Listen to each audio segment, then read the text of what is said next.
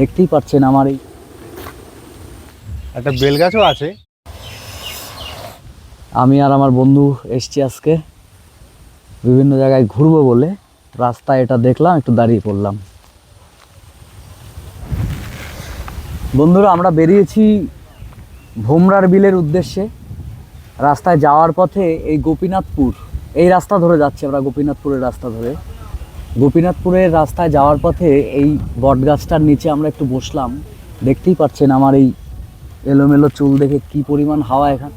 রাস্তার পাশে এত সুন্দর বটগাছ, রাস্তায় চলমান পথিকের পথশ্রম তো কমায়, সেই সঙ্গে পথ চলার আনন্দটাও যেন অনেক অংশে বাড়িয়ে দেয়। এত সুন্দর পরিবেশ, চারিদিকে পাখির কিচিরমিচির আওয়াজ, সুন্দর হাওয়া, পাশে ধানের ক্ষেত, দুর্দান্ত পরিবেশ। কি বলিস বন্ধু? হ্যাঁ, ভালো তো লাগছেই, আর আমার মনের মধ্যে অনেক কিছু চিন্তা ভাবনাও বেড়ে গেল।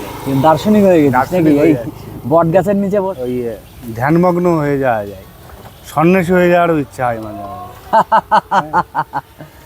ঠিক বলেছিস, একদম প্রকৃতির মাঝেই শান্তি।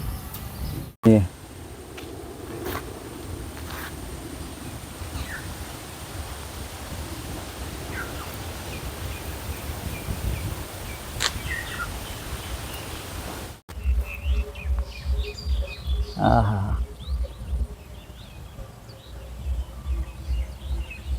কি দারুণ।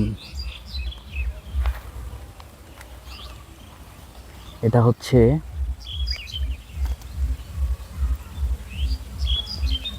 গোপীনাথপুর বিল। চোখ যে পর্যন্ত যাচ্ছে প্রায় 800 মিটারের মধ্যে 8-10 খানা মতো ভেসাল। হ্যাঁ, তার মানে এটা পরপর ভেসাল। এখানে তার মানে মাছ ধরাটা হয়, মাছ ধরা হয়, কিন্তু এদের যে পরিণতি দেখতে পাচ্ছি, অবস্থা দেখতে পাচ্ছি, এখন হয় না।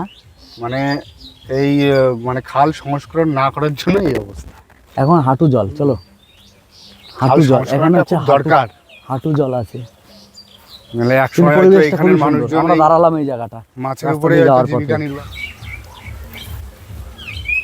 বোধহয় শেক্সপিয়ার বলেছিলেন যে পৃথিবীটা নাট্যশালা, আর আমরা সবাই অভিনয় করে চলেছি। তো আমি এখন নিম গাছের নিচে আছি, পরপর 3খানা নিম গাছ। এখন আমি নিমাই সন্ন্যাসীর বেশি আর কি অবতীর্ণ। একটা বেল গাছও আছে, বেল যদি থাকতো হয়তো দাঁড়াতাম না বেল গাছের নিচে। তুই তো নেড়া না, নেড়া না হলেও চ।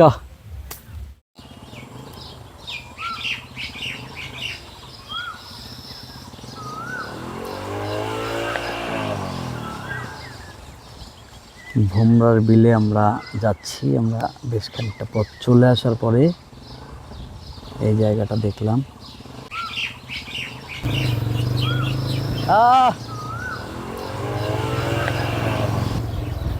চ, বাবুই পাখির বাসা।